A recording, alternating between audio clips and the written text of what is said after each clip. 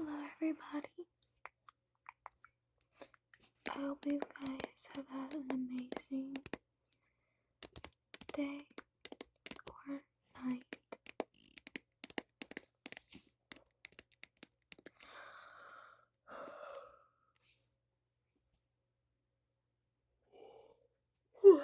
I took a melatonin gummy, so I'm really sleepy, and I filmed this like 2 times already. I had a problem with my memory on my phone, but that's okay. And I know that the quality of the phone's pretty bad, like picture-wise. I don't know how to fix that.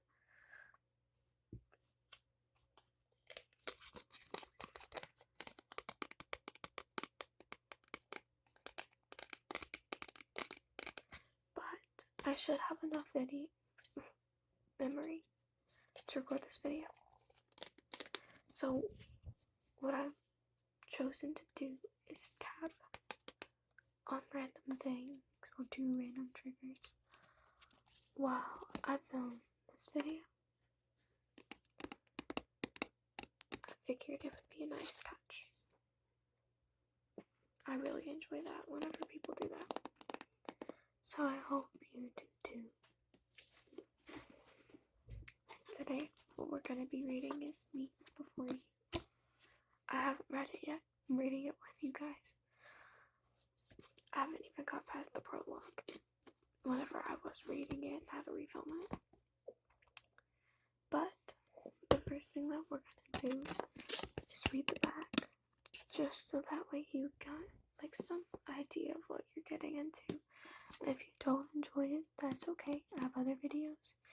And soon, hopefully, I'll be able to upload another book that you might like. It's gonna take a while. I'm sure it's gonna take a little while. It's a pretty large book. What I'm going to try to do is get through 2 chapters. About this much every video. And I'm going to try to upload it every day. Because it is summer break. And I don't have anything better to do. Why not read to you guys? Okay. Let's get started. Louisa Clark. Okay. So, let's get started on the back of the book. I'm going to read that for you. Louisa Clark is an ordinary girl, living an exceedingly ordinary life. Steady boyfriend, close family, who has barely been farther than her tiny village. She takes a badly needed job, working for her ex-master of the universe, Will Trainer, who is wheelchair bound after an accident. Will has always lived a huge life. Big deals, extreme sports, worldwide travel, and is not interested in exploring a new one. Will is acrobatic, moody, bossy, but Lou refuses to treat him with kid gloves. And soon his happiness means more to her than she expected. When she learns that Will has shocking plans of his own, Lou sets out to show him that life is still worth living. Me Before You brings to life 2 people who couldn't have less in common. A heartbreakingly romantic novel that asks, what do you do when making the person you love happy also means breaking your own heart? Okay, let's get started first. I'm gonna drink some water.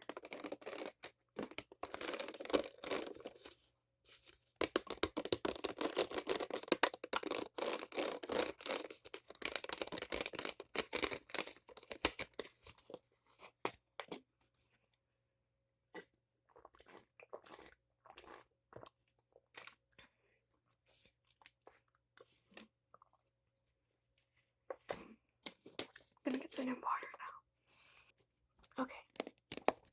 Got some water and got comfortable. Are you comfortable? Now that I'm very comfortable, let's get into the book.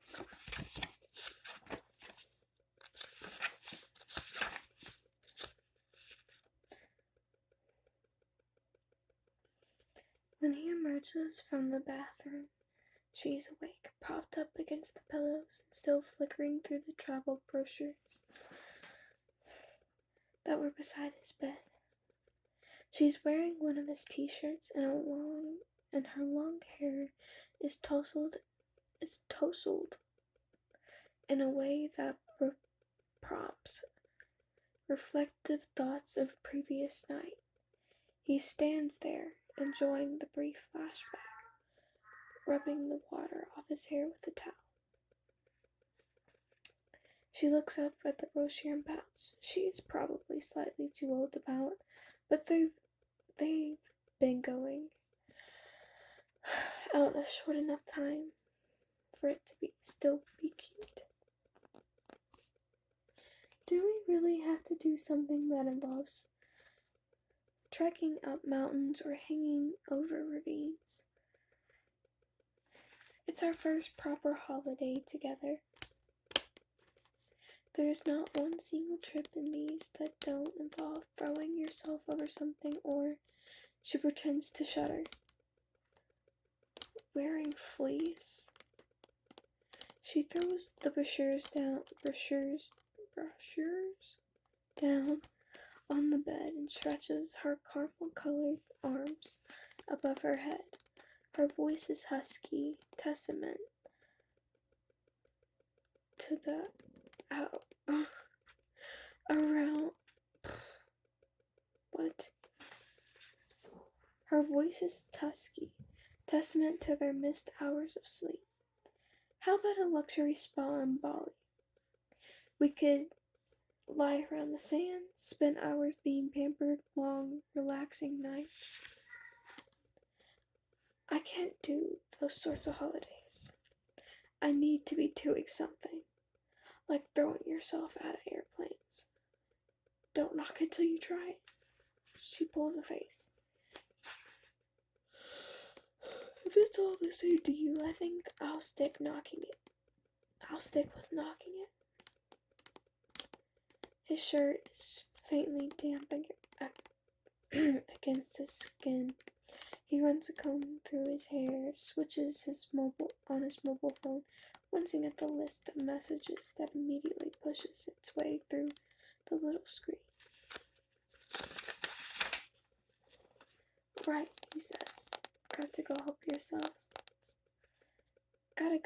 yourself to breakfast. He leans over the bed to kiss her. She smells warm and perfumed and deeply sexy. I don't know what that means. Deep. Okay. He inhales her scent from the back of her hair and briefly loses his train of thought as she wraps her arms around his neck, pulling him towards the bed. Are we still going away this weekend? He stretches himself reluctantly. Depends on what happens to the deal. It's all a bit up in the air at the moment. Still is a possibility. I might be in New York. Nice dinner somewhere Thursday. Either way, your choice of a restaurant. His motorbike leathers are on the back of the door. He reaches for them. She narrows her eyes. Dinner with or without Mr. Blackberry. What? Mr. Blackberry makes me feel like Miss Gooseberry. The pout again. I feel like there's always a third person vying for your attention. I'll turn it on silent. Will Trainer, she scolds. You must have some time when you can switch it off. I turned it off last night, didn't I? Only under extreme duress. He grins. Is that what we're calling it now? He pulls his leathers, and Lisa's hold on imagination is finally broken. He throws their 22 messages on his BlackBerry. What? As he leaves, there are 22 messages on his BlackBerry, the first of which came from New York at 3:42 in the morning. Some legal problem he has to take Lyft of in New York at 3. Sorry. Also, forgot to tell you, I'm a little dyslexic.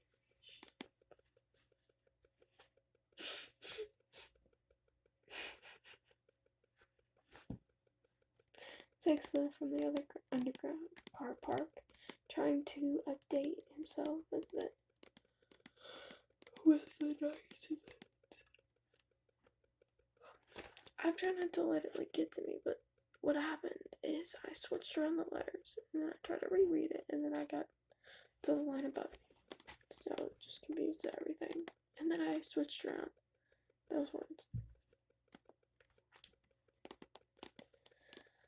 Morning, Mr. Trainer. The secretary guard steps out of his cubicle as it's weatherproof even though down there is no weather to be protected from. Will sometimes wonders what he does down there in the small hours of starring at the closed circuit television, glossy bumpers. Oh,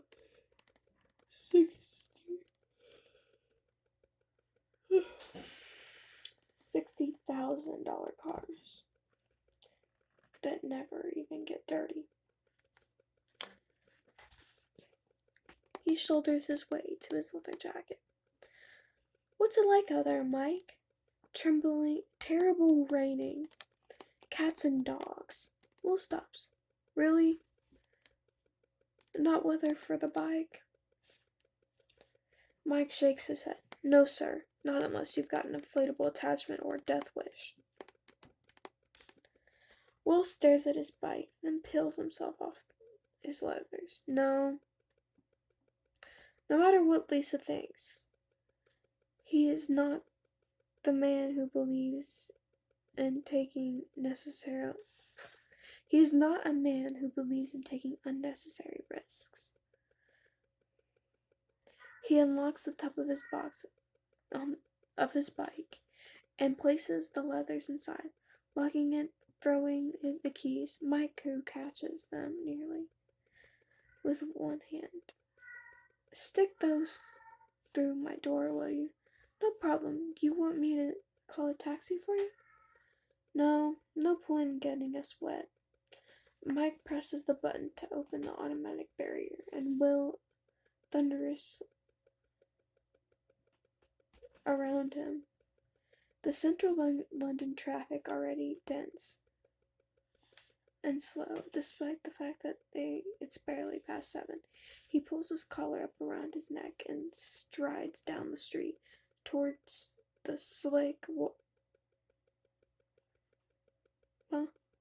towards the junction from where he most likely had to hail a taxi. Hold on. Hail a taxi. The roads are slick with water, the gray light shining on the mirrored pavement. He curses inwardly and spies on the suited people standing up so early. Everyone has the same idea. He's wondering where best position himself and he's wondering where the best position himself when his phone rings. It's Rupert. So I'm getting that they are British. So I'm gonna have to pull out the old British accent. Just kidding. I'm on my way getting. That's horrible. I'm on my way, just getting a cab.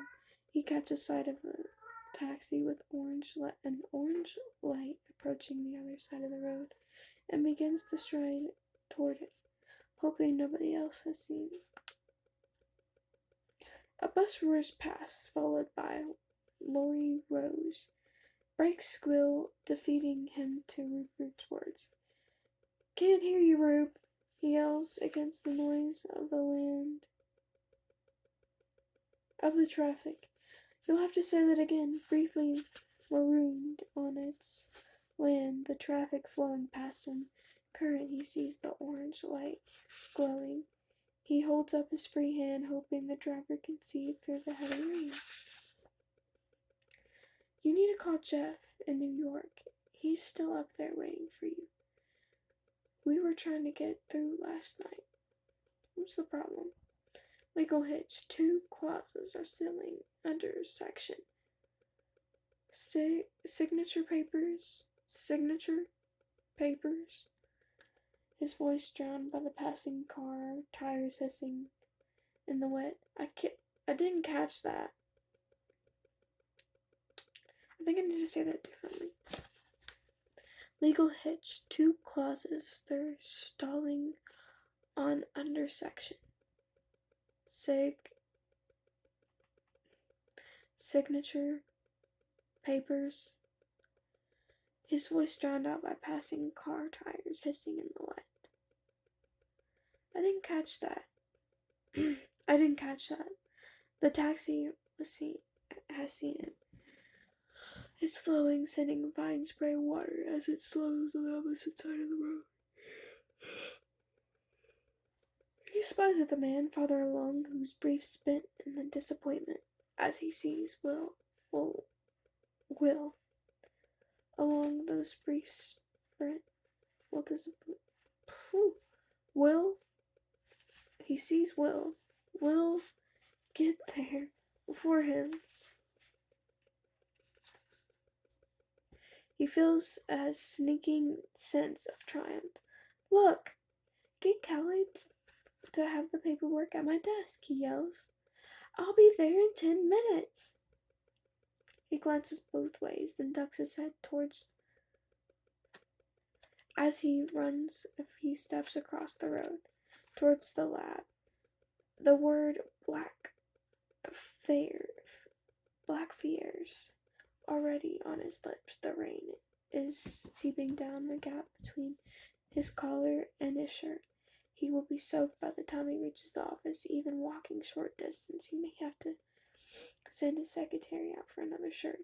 And we need to get this due diligence thing to work out before Martin gets in. He glances up at the screeching sound, the rude blare of the horn. He sees the side of the glossy black taxi. In front of him, the driver already winding down the window at the edge of field of vision. Something he can't quite make out, something coming towards them at an impossible speed. He turns toward it. And at that split second, he realizes that he is in the path, that there's no way he's going to be able to get out of its way. His hand opens in surprise, letting the blackberry fall to the ground. He hears a shout, which may be his own. The last thing he sees is the leather glove, his face under a helmet in shock, the man's eyes mirroring his own. There is an explosion. Everything fragments, and there's nothing. So that's the prologue. 2009. I'm just gonna read one chapter.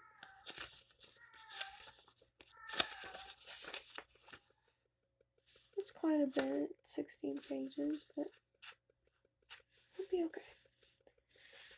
There are 158 footsteps between the bus stop and home, but it can stretch from 180 if you aren't in a hurry. Like maybe you're wearing platform shoes. I turned a corner on the street, 68 steps, and I could see the house, a 4-bedroom semi, in row of the other, 3 and 4 bedroom semis. Dad was outside, which meant he had not yet left for work. Behind me, the sun was settling in Stratford Castle. It's dark its dark shadow sliding down the hill like it's melting wax to overtake me. On a different sort of day, I could have told you that all the things that were happened to me on this road where Dad taught me to ride a bike without stabilizers, where with the lopsided wig used to make us Welch cakes at the hedge, where Trina knocked up the wasp nest and we ran screaming the way back to the castle.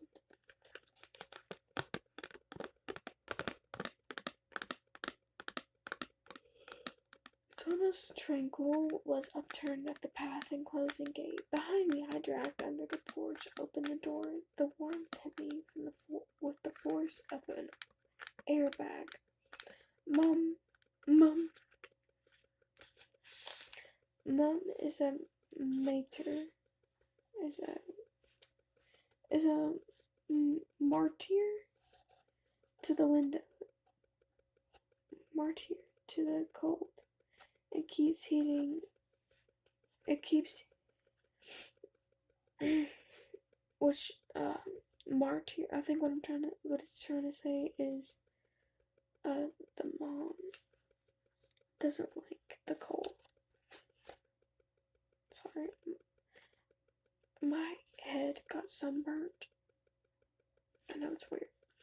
It's outside a lot, and that's why I keep scratching because it's like weird. Okay.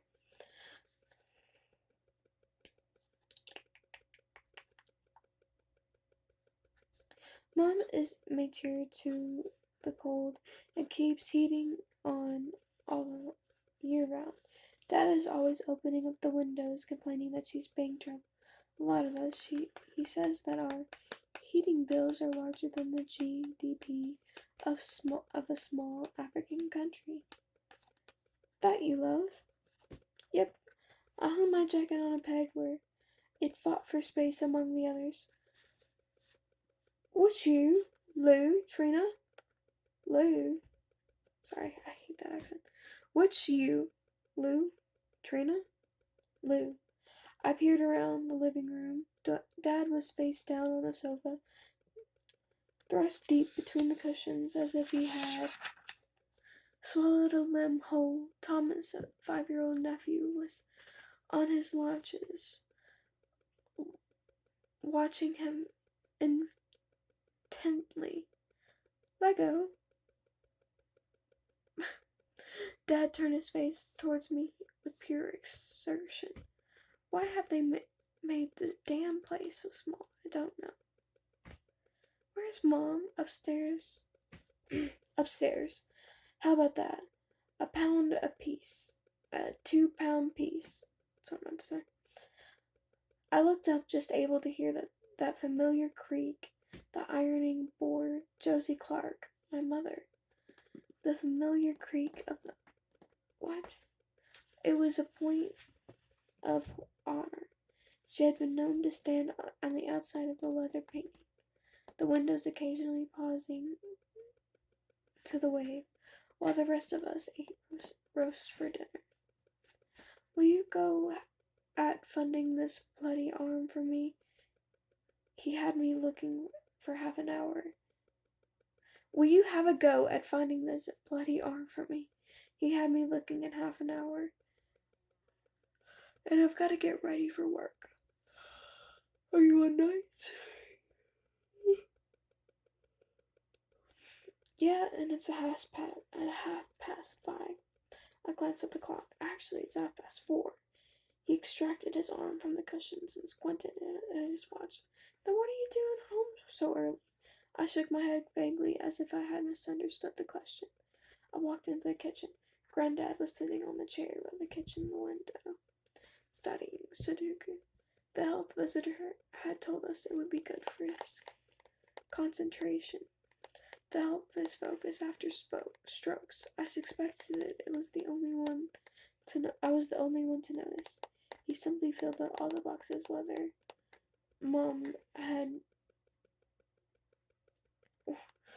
number came to mind.